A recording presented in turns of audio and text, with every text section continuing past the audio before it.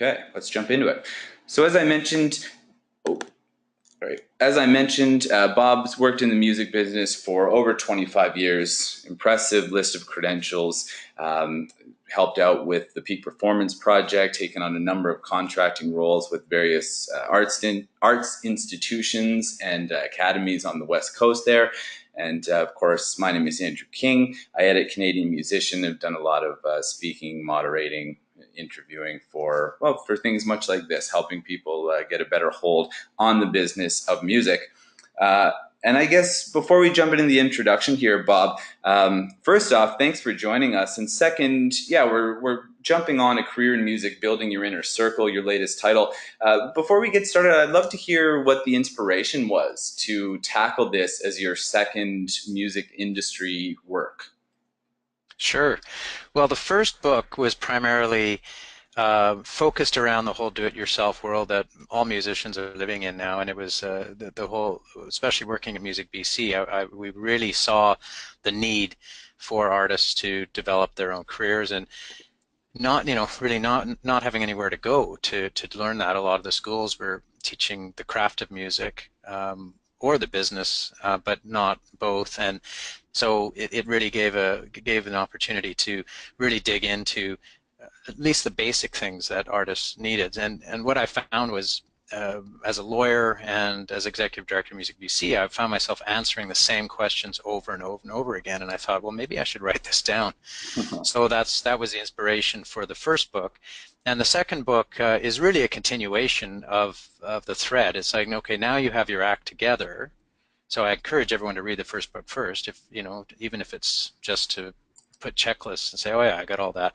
The next step is, okay, now how am I going to build a team, and what does that team look like? That's what the second book's about. Mm-hmm.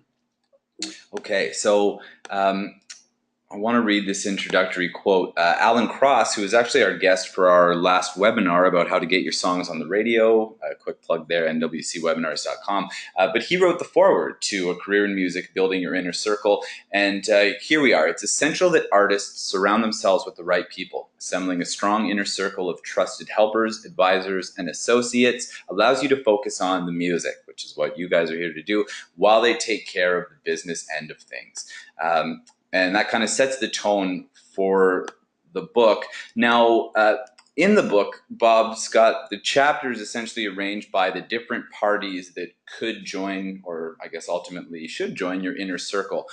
So I just have this up here for reference. This is the pool of music industry professionals that we're going to be discussing and drawing from. Now, to get specific into what each of these roles entails, I mean, you can throw that into Google if you're not familiar already. You can also, of course, get your hand on the book. But for our intents and purposes tonight, instead of going at each of these individual titles, we're more going to cast a wide net and speak generally about putting together your team, making sure that you're running efficiently, making sure that you're finding the right fit. And especially, you'll notice at the end, a manager, a booking agent, a lot of these are people that you would typically associate with, joining a musician's team. But in the new music industry, the current paradigm we're in, your bandmates, and I guess more especially your fans, are now integral to that inner circle, and we'll hear about why very shortly. And the other thing I should say is that in previous webinars, I mean, we've had Tim Jones on to focus specifically on management, when you're ready for a manager, what that relationship looks like. We've done the record companies when we had Brooke from Paper Bag and Tyler from Olay. We are going to be doing publicity coming up shortly, as well as publishing. So if you're interested in some of these specific roles, we've got you covered for those. But again, here we are talking more generally about the team. And of course, feel free to fire off questions at any point. We'll take the majority of them during the break, but you might as well pounce on it while it's on your mind. And here we go. Bob, where do we start? We just had a list of 9 different industry entities. And sure, if you're Mother, if you're Nickelback, some of the folks that you've interacted with for the book, chances are you'll have that entire circle around you. But a lot of the folks joining us here are independent musicians, or folks that are, I guess, just at the beginning stage of growing their inner circle. I guess starting us off, wide-reaching, but how do you know when you're at the stage that you should consider bringing in additional help? Well, most artists I talk to want these things right away. They want a manager, they want a label, they want an agent. And the reality is that at least at the beginning, you are going to be the manager, you are going to be the agent, often the producer, the accountant, label. You're everything usually to start off with. And usually, I mean, or the thing is that there's no one way that you're going to end up with your team. Sometimes it happens early on. I mean, you look at someone like Larry Wanagas with Katie Lang. I mean, he discovered Katie Lang, had a show and just it was undeniable, and he took her on and did all the business with her. More likely nowadays, you're going to have to get to a certain level before these players or team members are going to get involved, and there's different things that are going to attract them. So it really depends whether we're talking about, pardon me, about a manager or an agent or a label. Sure. How these things are going to happen. But I think probably one of the most important relationships you're going to have is with your manager. And I know other webinars have dealt with that, but I do think it's important to know that there's no one way to find a manager. But I can guarantee you that if you have something going on, managers are probably going to come out of the woodwork. So it's a little bit of the build it and they will come. Of course, people like Bruce Allen don't really subscribe to that view. I mean, he says when he met Bryan Adams, it was a question of, Bryan camped out, outside his office and wouldn't leave till he met with him. And the thing that really stuck out with, especially what Bruce Allen talked about, who manages Bryan Adams and Michael Buble, sold 40 million records. He kind of knows what he's talking about. And the two key things that stuck out when I talked to him was you have to have the talent, but you have to have the drive. And those are the two components, really, is this sort of talent and drive. And you can really see that with artists and managers and labels and agents. They all recognize that drive. So the point being, if you're waiting for a team player to come and do the work for you, they're not going to be as attracted to you. But if you go out and you show that this is what you want to do and it's not just a hobby and this is your career, you're passionate about it, you're going to have a far better chance of creating these relationships over time. Mm-hmm. I guess I'm kind of jumping to the third point here, but we've often heard, and I even pervade the information that a lot of people say, how do I get a manager's attention? And it's more like when you're at the stage that you're ready for a manager or an agent, oftentimes they'll come knocking on your door. That's sort of the indicator. But that's not to say that you can't be greasing the wheels a little bit. I guess kind of going back to the second one here, and Bob, one of the top entertainment lawyers in the country, would be curious to know, where to begin. Obviously, it differs from case to case. If you've got a huge opportunity, someone from a TV show comes and says, I love this song, I want to use it. Well, then that you're going to want to get your publishing sorted out versus, band X loves you, wants you to go out on tour. Maybe it's time for a booking agent. But let's talk about, for any of these type of agreements, you probably want to have a lawyer in your corner first and foremost. Can you tell us a bit about the importance of finding a good legal partner so that you're ready and prepared to jump on, pretty much all of these other opportunities and relationships? Yeah, I mean, obviously I'm biased. I'm a lawyer, but I believe strongly that it's important to have a music lawyer. And when I say that, it's important to distinguish between other lawyers who may practice even in the entertainment field, because it's a very specific area of practice. It's a very niche area of practice with its own very particular set of knowledge-based copyright rules and all the things that go around it. So you really do have to find someone who really knows the music industry. And there are some really great entertainment music-related lawyers out there. And the nice thing is that when you find a lawyer, lawyers work primarily on an hourly basis. They work for you. You hire them. It's different than any other relationship you have. So really, it's a question of starting early on. You can start early on, with a relationship with a lawyer. I'll often start with clients right when they have their first contracts or doing their band agreements or any of those kinds of things quite early on in the relationship. Mm-hmm. And band agreements is something that we're going to get to a bit later. Something I should add too, you've heard about some anecdotes from folks like Bruce Allen. Bob mentioned manages Michael Buble, Bryan Adams, Larry Wanigas, Bumstead Productions, Garth Richardson, producer behind Nickelback, Rage Against the Machine. These are all folks that Bob has spoken to gain input for the book, Building Your Inner Circle. So both in the title and here tonight, you're not only benefiting from Bob's 25 plus years of experience, but some very high profile friends of his as well. So bear that in mind as we continue here. I guess one more on here is that you start the book with the chapter on management. And, like you say, the manager is sort of the all-encompassing individual that's going to have a hand in pretty much all of your relationships with these other parties, and the same has been said for the reverse. So starting there, even just some basics on a good manager, how to find one, what that relationship should feel like. Yeah, I mean, really, it's a question of trust. I know nearly every manager I talk to, trust was a very important part of the relationship, because, really, the manager is someone who you're going to deal with on a day-to-day basis, probably more than anyone else. And so in some respects, I remember with Metallica, their manager became sort of the fifth member of the band, and that was their role. Everybody sets things up differently. But, so you really do have to pick very, very carefully. I know I worked closely with Dear Rouge, for example. I'm not their lawyer, but because they went through the Peak Performance Project, and I was really proud of the things they did, and to be able to see how, when they built up their, their name within the industry, and then they had a number of managers. They really pondered on which made the most sense, and it was really interesting, the thought process that went into choosing the management that they eventually went with. So it's a very important decision, and it's certainly not one to enter into lightly. And really, you're a lot of times when you're dealing with a manager, you're really looking at their contacts and what influence they have in the industry. And so one of the problems, of course, is that early on in your career, you may only be able to attract a new manager who doesn't have the contacts, and that, then that manager could potentially grow with you. That happens a lot of times. You look at the Nick Blasco's and the Tegan and Sarahs. I mean, they certainly grew together over time. Even though Nick was, already well established, still they went to the whole other level together.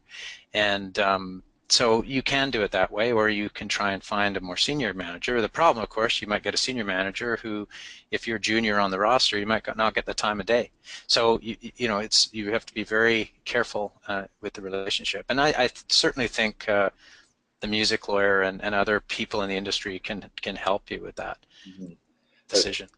That goes back to what you were saying about drive. That's not only on the artist side. If you do get into bed with someone early on that, like you, is just at the foot of their career, if they've got the talent and drive for what they do, there's no reason that relationship can't prosper in tandem, as it often has. And Dear Rouge shouts out to Michael Gorman, who we've spoken about in these webinars in the past as well. He manages the band.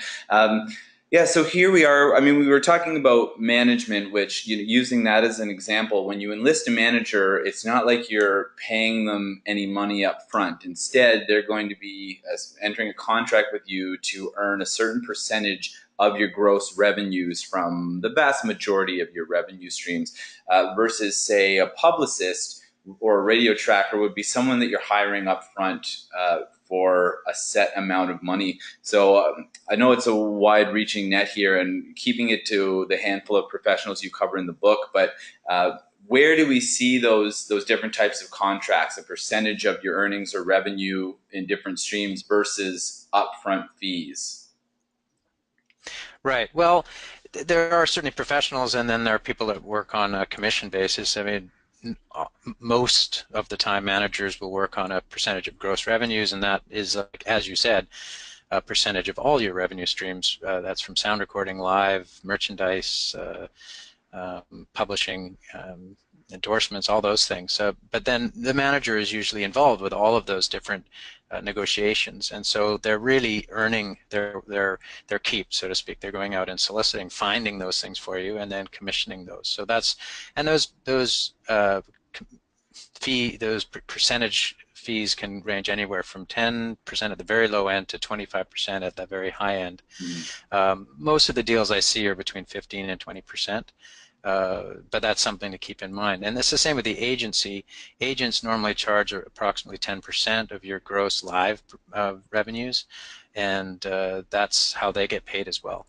So whereas publicists who do your basically find you magazine articles and all of those kind of things, or publicity tours, they usually get paid as a fee, and often your record label will hire them. And if you don't have a record label, then you're hiring a publicist. And the same with the radio tracker. They're usually otherwise a staff within a label, Mm. or they're, as happens a lot now, third-party specialists who specialize in that, and that some get hired by labels and individuals. So it really depends on who you're looking at. And as far as record labels, there's so many different types of deals now. It really depends on the type of deal. But for the most part, they're going to pay you a percentage of sales, and that's how they work. So they'll often front the cost of production and marketing promotion, and then pay you after you recoup a percentage. And that really depends on what kind of deal you make now. A lot of record labels are trying to do what are called 360 deals, and that has complicated the landscape incredibly over the last few years. It's making it, because all the managers and labels and publishers, they're all producers, they're all kind of getting intertwined in terms of what they're doing in the industry. And so the deals are getting very complicated in terms of what rights they're after. So it makes it really difficult for artists. There isn't the clear sort of siloing that there used to be. Everything's getting kind of mucked together. So it makes it a lot tougher to figure out what the relationships are. Sure. And I've tried in my book to keep these chips, according to the old school model. Manager is separate from label, is separate from publisher, is separate from everyone else. But we're finding more and more now that often those roles are getting blurred now, and you'll see companies, Arts and Crafts, for example, who will often do 360 deals, and but they have departments for publishing. They have a management department. They have they have all the different parts to deal with all that, but then they deal with it holistically. And so artists like Dan Mangan have really enjoyed that relationship. So it really depends. It depends on the situation. Right. I'm glad you mentioned that too, just about those lines blurring a little bit, and it seems to be working really well for some people. So just something to... Yeah, but there's also a danger too. I mean, because record sales have gone down so much, a lot of music companies, whatever they are, whatever role they normally played, know that record sales alone aren't going to cover their costs. So they're taking publishing and they're taking live, but they're not necessarily doing the work to do that. So then the question is, who's going to do that work, and how do they get paid if somebody else is taking revenue from that? Yeah. So it really is, it becomes very important for artists to look at what services these music companies provide for taking those rights. And if they're not, then why are you giving them up? That's becomes a really big issue. Absolutely. Which brings us to our next couple of points here. I mean, you'd probably be privy to a lot of these in your position as legal counsel, but what are some, and again, we're talking about all of these various positions and kind of clumping them together, but just in general, are there certain red flags that you've seen, maybe sharks in the water trying to cop too high of a percentage in certain areas, or like are there widespread things that you've encountered over and over that you think are worth warning people about? Well, one thing that comes up, if somebody ever says to an artist, I mean ever, you don't need a lawyer, it's as easy, don't worry about it, that's probably the biggest red flag to me, because what they're actually saying is, we're going to take advantage of you, and you really don't want to have a lawyer to tell you that. That's usually the case. If somebody is like actually saying, oh, you should have your lawyer look at that, you know that they've probably been down that road a number of times. They understand the process, and that's part of the business, is that really you shouldn't, as an artist, sign anything anything without a lawyer looking at it. And sometimes it seems to be the most innocuous one-page, two-page agreements that, someone puts under your nose. You're, oh, this looks fine to me. I think I understand it. And then you sign it. Um, that breaks my heart when someone comes into my office and says, I've signed this. What does it mean? And unfortunately, it happens more times than you'd think. And it's like, you really should have come to me before you signed this, right? So that's one thing to watch out for, just generally. If anyone says don't get a lawyer, that's a red flag into itself. Again, getting back to the 360 situations, there could be a lot thrown into deals now that they know they need the revenue, but they're not necessarily doing the work to get that revenue. If that's the case, then you really have to look at that and figure out why. A few things to watch out for are so-called non-exclusive deals. There's a lot of people who say, oh, don't worry, sign this, it's non-exclusive. You can go and do other things. But just so you understand about non-exclusive, if you signed a non-exclusive deal, that means you can't sign an exclusive deal because it precludes you. If you've got any relationship with anybody, you can't sign an exclusive deal, and most record labels and publishers are going to want an exclusive situation with you. So be really careful about that. And there's a lot of really weird brokerage deals out there for finding music for film and television that are terrible, that are really, really nasty. So be really careful about those non-exclusive brokerage deals that promise to find you music for film and television and retitle your songs, and there's all sorts of weird stuff going on. So just be careful. Retitling, that's something that we'll have to jump on in a later. Yeah, that's a whole other seminar, Yeah. right? So yeah, for a lot of folks, like these will be, their one and only sort of point in reference for a relationship with a lawyer, a manager, an agent. And like, obviously, one answer to this next one here is just to rely on your network of contacts. And how do you build that? Well, you go to events like where Bob and I first met, Breakout West, music business conferences, Canadian Music Week, etc. The bigger your network, ultimately, the more kind of source material you have to, well, do anything, measure success, ask questions, come up with creative solutions to things that artists encounter across the board. But all that said, where I was going was, how do you suggest that people sort of keep tallies just to make sure that once they've entered into any of these relationships with other professionals, that relationship stays healthy, that there's a good dialogue, and that ultimately both parties are coming away from it beneficially? Well, one thing is if I'm acting, because I do act for managers, I also act for artists. So if I'm acting for an artist, one of the things I'm trying to do is to build in some sort of performance levels if I can. So in other words, let's say a manager wants a 5-year deal.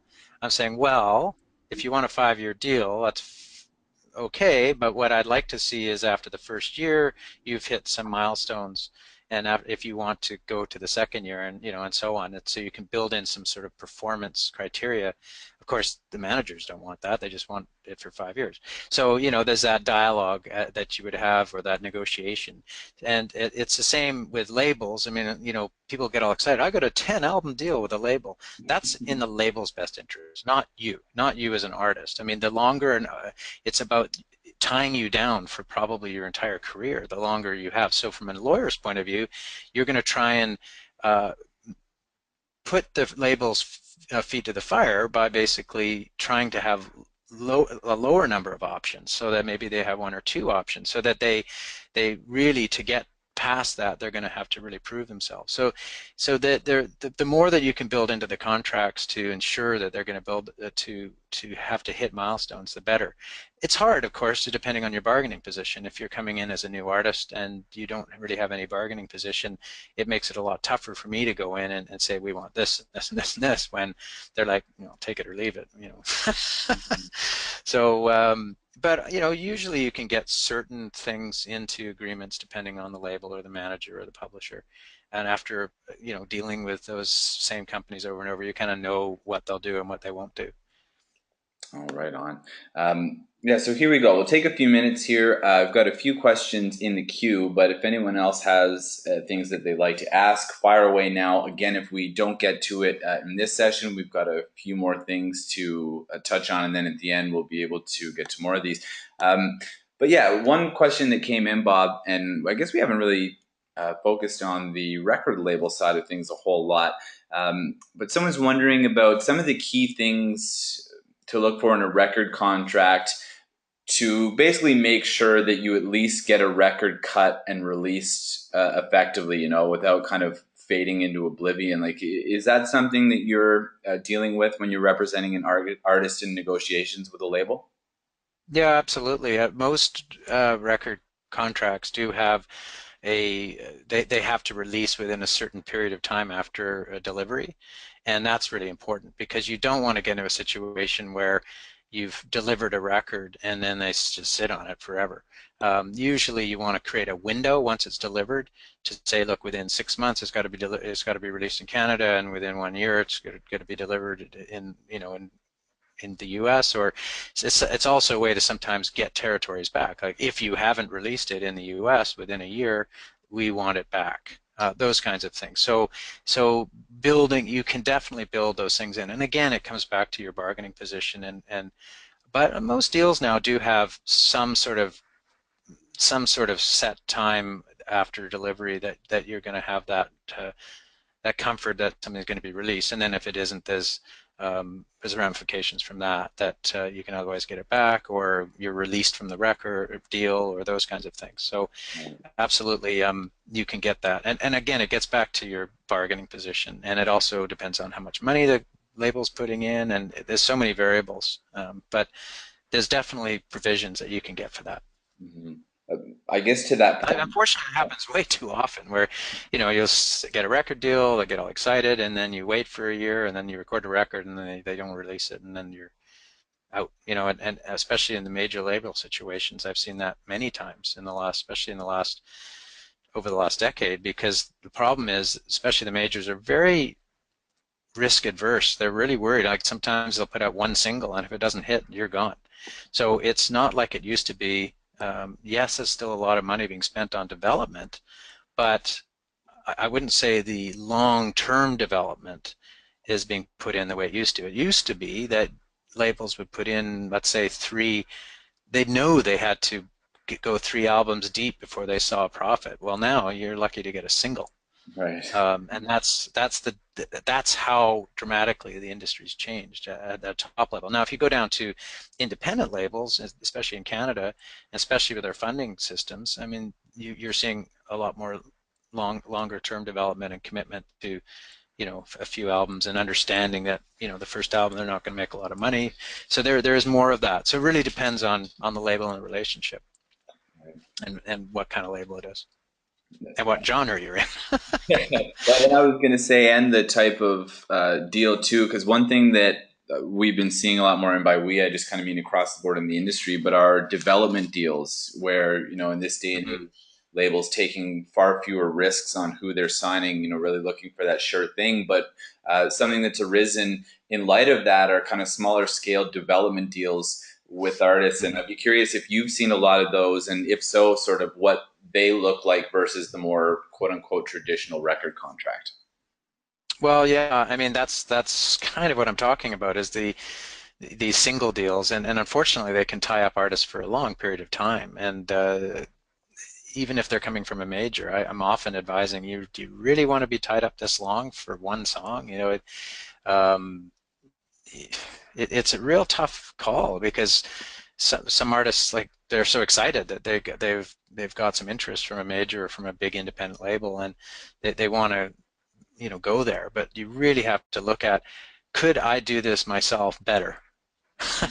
And am I going to be waiting around a lot, and am I not going to be developing my career? So keep in mind, the further you can get down the path yourself, the better deal you're going to get. You look at someone like Dave Matthews. They sold over 500,000 records independently and built a massive fan base before they did their first direct major deal. Man, I mean, that's clout. And if they get dumped, they go on. Yeah. So so that's the point, is the more that you can do yourself, the better. I mean, if you're capable of doing that, it's tough though. I mean, because really most artists want to write and play and perform, and they don't want to deal with all the business stuff. I get that. But if you talk to most successful artists, you're gonna have to deal with a certain amount of business throughout your career. It's kind of unavoidable. Mhm. A couple of interesting questions here about management, and then we'll move on. Linda, a great question from Linda here, and we will pose that one near the end, so stay put. But in the meantime, yeah, someone says you made a great point about managers seeking talent and drive from their artists. But flipping that, what are some attributes in general that artists should be looking for in a manager? Well, I mean, one thing that I was going to mention earlier is managers have a roster, and usually it's not as big. Usually managers will have three or four, maybe five artists, and if they have a bigger management company, there might be more. But an individual manager is only so many hours in a day. It's different than an agency where they might have dozens of artists. But so managers will have sort of a core of artists that they work with. So they really have to believe in. So that the main thing is, does the manager love you? I mean, I don't mean like. Do they love you? That's a good indicator. Um, the other thing is, talk to the artists that are managed by the manager, and if you can, that's another way of finding out their work ethic and how well they've done over the years. The other thing is, look at the longevity of the relationships that a manager has with their artists. If they're flipping artists all the time, then you got to wonder, okay, are they committed, or are they is their personality such that they're not able to get along with their artists? But if you look at some managers that have a long-term, I mean, I know obviously at Network, this Sarah McLachlan Network thing, fell apart, but that was an extremely long-term and very successful relationship. And so you can look at that sort of track record of long-term relationships, and that's really important. And also just success. I mean, what has a manager done? You really have to look at that. I mean, if you're going to pay someone 20%, you should really look at their track record and say, does this person merit taking 20% of my career?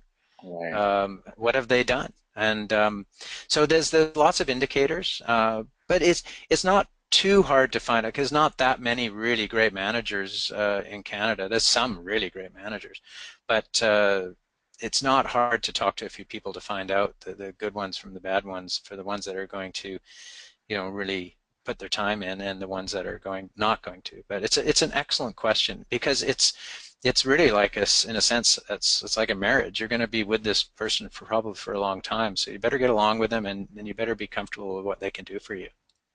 Right on. And then, yeah, another one for management here, but asking to expand a little bit on some of the red flags and taboos and contracts. More specifically, you mentioned Nick Blasco, Tegan, and Sarah's manager. Yeah, when do you know that someone like that is legit, especially if they don't have that roster or reputation behind them, versus some of these sharks in the water? Yeah, maybe that's not the best example, because obviously Nick and Tegan and Sarah, they both already had a track record when they got together, and it was more like a great partnership. And that's something to consider too in this new modern business, is Mhm. that a lot of the relationships with managers or publishers or agents for that matter, they're looking for partners.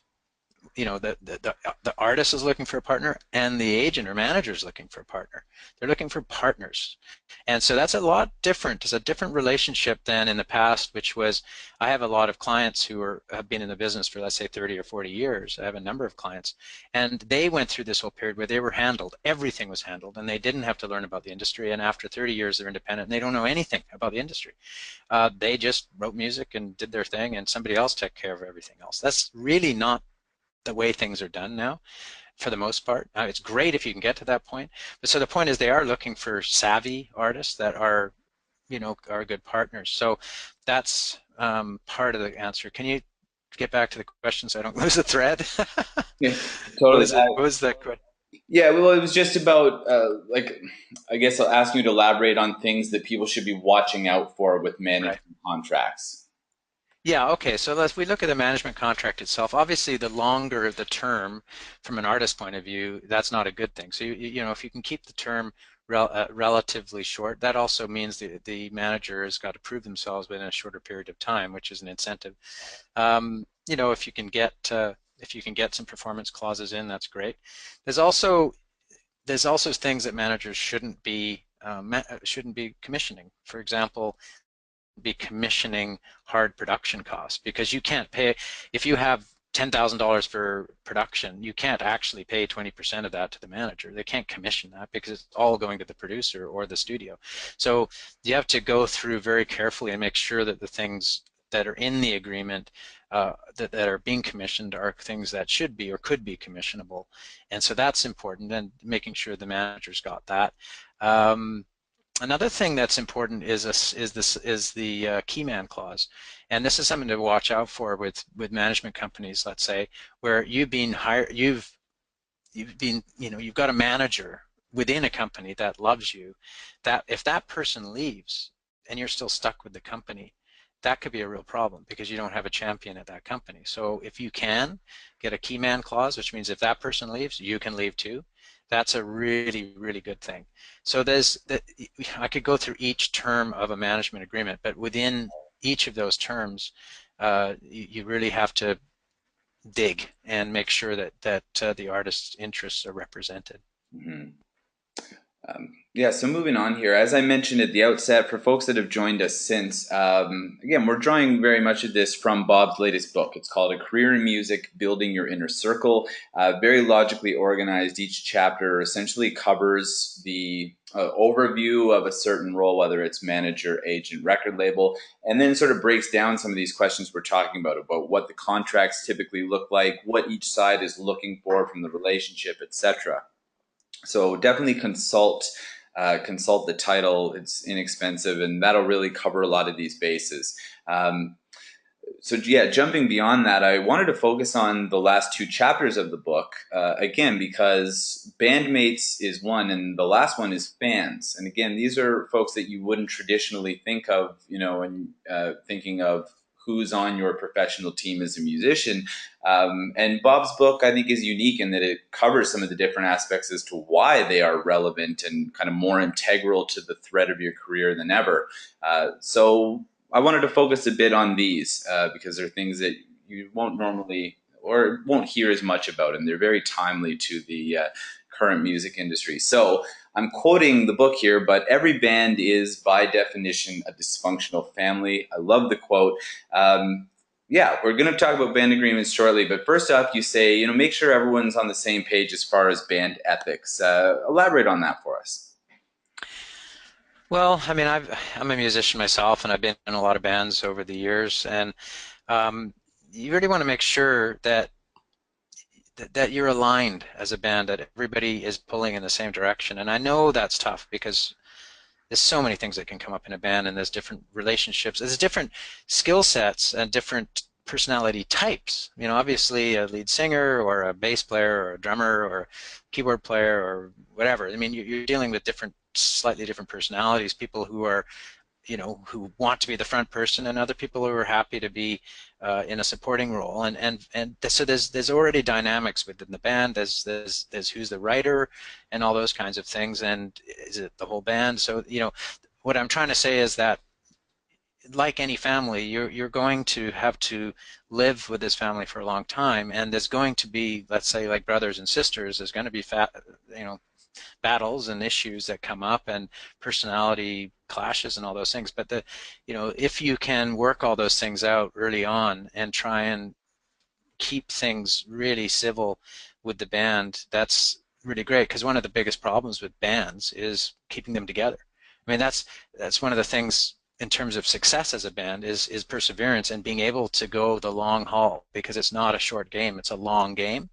So setting those sort of, making sure that you're with the right people, and before you commit 5 to 10 years of your life to those people, make sure you're with the right people, and make sure all of everything aligns. I mean, I'll give you an example of ethics. I was in a band when cigarette companies, for example, were giving out money for tour support, and you could get a tour bus if you signed on with the cigarette company, and half the guys in the band smoked, and I didn't, and I had 2 family members who passed away, and I didn't want to take the money, and they said, yeah, forget it, we need a bus, so we're taking the money. And those kind of things can cause friction over time, when you have just basic ethical or issues within the band that you just don't agree on. So anyway, that's sort of what I meant by that. Oh, right on. And then, yeah, band agreements is the next, I guess, the main focus of that chapter, covering things like we've got Mhm. here revenue splits. In some cases, if the band is sort of a guy X and the Y's, guy X may be the main songwriter, maybe the main I guess purveyor of the brand, and so the revenue splits may not be equal. I mean, in a lot of other cases, they are. Tell us about some of the things, maybe even just touching on the basic topics that you should be considering when you're drawing up a band agreement with your lawyer. Yeah, it's such a critical thing to do. Anyone out there who's in a band, it's so important. And one of the key issues, for example, is your name. And I've seen too many bands that they build up a goodwill, or they build up the name just to have someone leave the band, and that person said, "I don't want you to use the name anymore." And as a partnership, they may well have the right to say that. So in a band agreement, you can say, for example, look, if anyone leaves the band, the name stays with the remaining members. I mean, that seems really basic, but under the law, it's not that clear. So that's one example. Another thing is songwriting, and one of the things that break up more bands than I can see is disputes over songwriting and revenues that come, because often money, like let's say you get a radio hit, there might be some money that comes in from SOCAN, like a lot of money, and if that all goes to one person in the band and everyone else is still eating craft dinner, then you've got a problem. Sometimes we'll say, okay, well, maybe we can have part of the revenue from songwriting go into the band, so that it sort of is a pressure valve. It allows some of the money to come into the band. So those are the kind of things that bands should think about, because you don't want to set yourself up for a situation where money starts coming in, because I promise you, money changes everything. As soon as money starts coming in, this all for one, one for all thing goes out the window. I've seen it 1,000 times. It's as soon as money comes in, everything changes. So that's another big kind of flashpoint. Another thing is, how do you deal with loans, and how do you deal with gear, and how do you deal with insurance, and how do you deal with if someone leaves, or someone gets married, or it happens, someone passes away, or all these things. If you can have those things all set out in advance, it can really save you a headache in the future. And the other big thing too is, let's say a film deal comes along and you've sorted out who can sign off on the masters and the publishing the songs. Um, you can do that in a band agreement. The leader can sign off on that instead of everyone having to sign. And if someone's on holiday somewhere, the deal from NBC goes sideways because you can't find the person. It's basically taking care of your house so Mhm. that you can do business with other people. That's the bottom line. Is you're taking care of your house. Now you can do business with other people. They're going to take you a lot more seriously if you have all of your act together, everything figured out. Mhm. So here's the big one. It's the chapter that ends off the book, or at least, there's a conclusion and other things there. But as far as the members of your inner circle, fans, more so now than ever before. And super fan, I mean, you use that term. It's one that's kind of been floating around a little bit lately. But just for folks listening here, how do you define the quote unquote super fan? Well, sure. Let me take one step back, because normally I wouldn't put fans inside the inner circle, because in most situations, while the fans are extremely important, they buy everything, they buy the CDs, they download, they listen on Spotify, they stream. There was always that separation with the fans, and now with social media, there's definitely that sort of circle has been broken, so to speak. So, there's this direct relationship with fans now, which really, from the history of music point of view, is a pretty new phenomenon. And so Mhm. we're still trying to figure out what that means, because the difference between superfan and stalker can be really fine, right?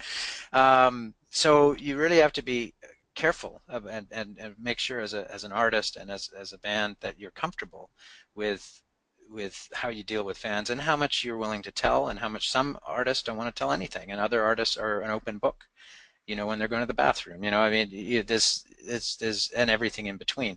But the thing about superfans, and these are generally people that that really, really believe in you and really love you and come out to every show and tell all their friends, and they're the sort of really important fans, because you want to take care of those people, because they're the people when you do a Kickstarter or Pledge Music fundraiser, they're the people that are going to buy your $200 jacket, or they're going to be the one who really want to have the backstage pass.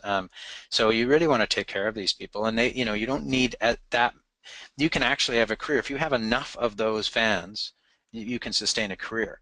There's fans that are passive and they enjoy what you do, and then there's fans that are active, that are actively involved in what you're doing, and everything you put out, they care about. So cultivating those fans could be very important for your career. So that's what I mean by super fans. Okay. And then, yeah, I mean, from forming a street team, that harkens back to my early days as a punk rock musician in high school. But, that idea of street team and postering, sharing cassette tapes.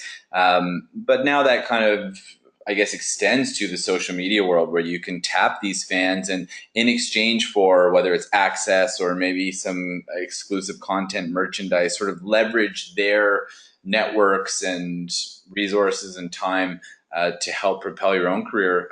Yeah, I would love to hear, especially with examples, because I mean, with your network of contacts, you probably know some artists that have benefited very much from this type of groundswell guerrilla marketing that relies on music fans. Like, what are some of the Oh, success? I know.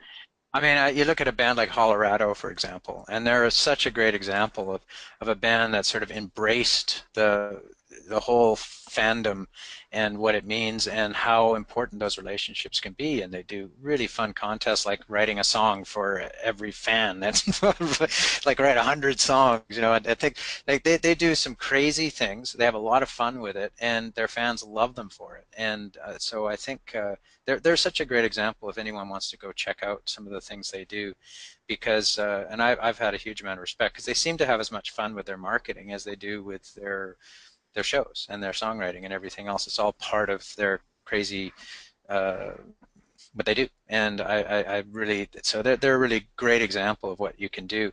And others, Dan Mangan, for example, is an excellent example of someone. He's not do-it-yourself now, but he was certainly do-it-yourself when he started out for a number of years. And the one thing he did, which I just will always respect, is that he basically had a relationship with every single fan. Like, he went backstage or went out to the front every show, met everybody he could, signed autographs, worked the merch booth, met everybody in the show. He's always, and when he talks to you, he's looking at you. So many artists, they're looking at their cell phone when you're trying to talk to them, or they're distracted, or they don't care. When you talk to someone like Dan, he genuinely cares. He's listening, and that's the sort of, I have a lot of respect for that. And if you can do that, if you can create fans that really, in that way, they're fans for life. I mean, I don't think Dan, for example, is going to have to worry about a fan base or a career. I mean, he's got it, and he's built that, but he built that one at a time, and I really respect that. Right on. Um, Yeah, a few things, I guess, just to wrap up. And Bob had mentioned this just before, but paramount is taking care of your own house first. I guess, there's the inner circle, and then there's the nucleus of the inner circle, which is the talent, the band, whether it's you and your bandmates, but your shit needs to be together before you start even thinking about bringing other people into the fold, because these are serious business relationships. And again, I'm culling these from the book, Career in Music, Building Your Inner Circle. We'll show you how to get your hands on that in a second. But yeah, nothing here happens overnight. And in fact, it does. That's probably one of the red flags we were looking for before. Like we were talking about with Dan Mangan, with some of these other artists, you want to build up that infrastructure yourself. And then start kind of growing your inner circle in tandem with that, so that if any piece of it disappears, you've still got legs to stand on. Remember, bottom line too, like, this is your music. I'm sure it wasn't fame that got you into it in the first place. Your art has integrity. It's important to you. And I guess just need to keep that in mind when dealing with anyone in the music industry, whether they're in your inner circle or outside of it. And well, just some adjectives I like with all of this: be patient, be calculating, contemplative, and most importantly, be confident in what you do and in yourself. Questions, we'll open it up. We've got a bunch here in the queue.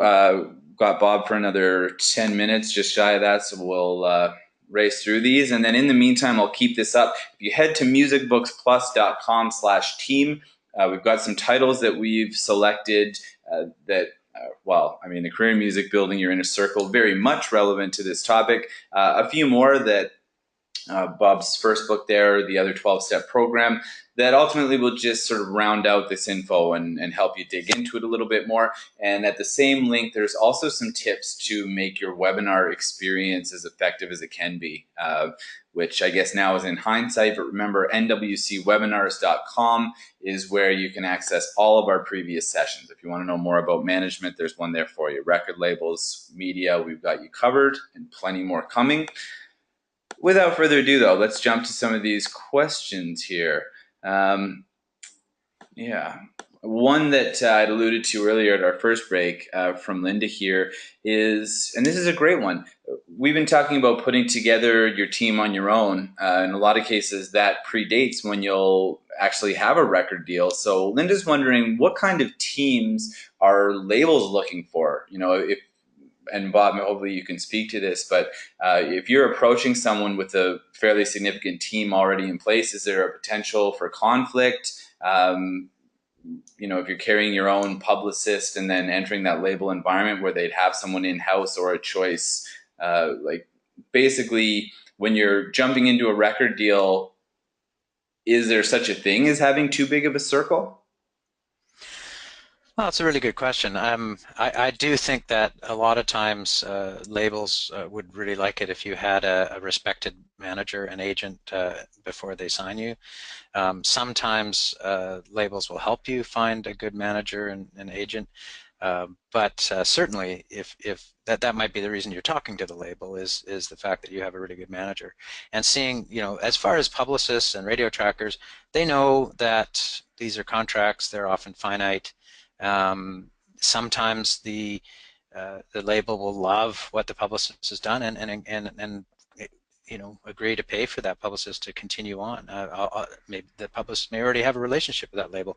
The publicist may have in fact found the deal for you, which happens a lot now. So, but definitely publicists and radio trackers are generally contractors, and they know their relationships come and go, and that's part of the deal. But definitely the manager and agent is actually, especially if they're well known, really helps with the record deal and the publishing deal.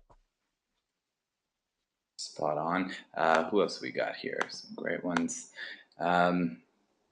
Yeah, this one actually has kind of seeped into a lot of the sessions we've done. How important, really, in your experience, Bob, are social media numbers to whether it's management, record labels? Like one quote that came out of Canadian Music Week that I really kind of latched onto was that labels aren't signing artists anymore, they're signing fan bases. And, you know, that's not to say that your fan base has to be enormous, but dedication is far more important than numbers. But having said that, yeah, how important are the number of Twitter followers you have or Facebook fans that you have to some of these people that are eyeing you up to see if you know there's a potential business relationship there? Well, what they're looking for is, it's not necessarily numbers as much as engagement and what to see that you've done the work. You know, if you're coming in with let's say Facebook and Twitter and Instagram with, you know, no followers and no likes and nothing, no traffic going on, they're going to wonder if you've actually put any work into developing your fan base. And if you do have a fan base, then you're going to see a lot of activity in social media, or you should. And so I do think it's very important. At the same time, I think if you just have online activity and you haven't built up a live show or live following, that's going to be just as probably detrimental, because they're really going to be looking at what you've done, you know, with your show as well. I mean, it's not just one thing, it's usually a combination. But I anytime I've sat down with anybody at a label and you tell you you say, go check out this band. The first thing they do is turn around to their computer and Google your band name. And if you haven't got your search engine optimization happening and they can't find you easily, that's another big issue. So you really want to think about how easy it is to find you. I think that's really important too, and have all those elements in place. The other thing that's really going to help you too is with Factor, with getting funding for sound recordings and for marketing and promotion, all those things, is that you do have to build up your numbers, your fan numbers, and your social media. It's just a part of it's a fact of life now. Mm-hmm. This one's interesting, and I guess we're at the tail end here, so we'll toss it out. I mean, in the title here, we were talking about building your professional team, advice for musicians. We've got someone here, though, on the industry side of things that is runs a record label, handles everything for the artists on the roster, from paying all expenses for development, and says, at times, I can't release a project if it's not up to par, following the guidelines that I'm assuming are set in the contract. The question is, am I wrong with stopping a release by an artist if the project doesn't meet these predetermined expectations? Maybe she means like if they're informal. Well, or it could mean that the artist okay, so the label's putting it out and the artist hasn't fixed their website, it's still under construction, or they haven't done the things that they were going to promise to do. And I think quite frankly, if artists expect a label to do certain things, then they should also live up to their side of the bargain. And so I think it's fair for a label to delay a release if the artist hasn't really done what they said they were going to do in the period. And I don't know if that answers the question entirely, but I do think that any artist who feels that they can just relinquish all obligations to a label or manager really is got to shake their, give their head a shake, because that's not the way the business works, and especially nowadays. So I know it's tough because labels are often having to step in and do, and managers too will often have to step in early on and do that, do the stuff that labels should be doing, and it gets frustrating. So I could just say to the artist, don't stop doing what you're doing. Keep working hard, and keep, obviously you're going to give off some of these things to a label, but don't stop being vigilant about what they're doing. You need to monitor it. It's your business, and you need to be in control of that. Oh, very well put. And there we have it, folks. Really appreciate those that joined, those that fired off questions. There were a few that I was just kind of answering privately, sending people to certain resources and whatnot. So yeah, with that, nwcwebinars.com is the home base for all of our previous and especially our upcoming sessions. These are free. We're bringing them to you. And on that note, most importantly, there's a survey that you're going to be asked to complete when the session is finished to assess this one. But more important for us, or just as important for us, I should say, is finding out what you would like to learn more about. We're bringing these to you, and yeah, whatever is important to the artists that we serve is what we want to be bringing you. This was a very requested topic, building your team, sort of the more overview just of effective practices, what some of these agreements look like. So thank you, Bob Deeth, for joining us. The book is A Career in Music, Building Your Inner Circle. You saw it there before, nwcwebinars.com, or sorry, it was musicbooksplus.com/team. You can check out, there's a description of exactly what's included in the title. Bob's other book is there, featured alongside some others that will complement the info that you've heard here. And yeah, that's that. We appreciate you joining us. Check back for more.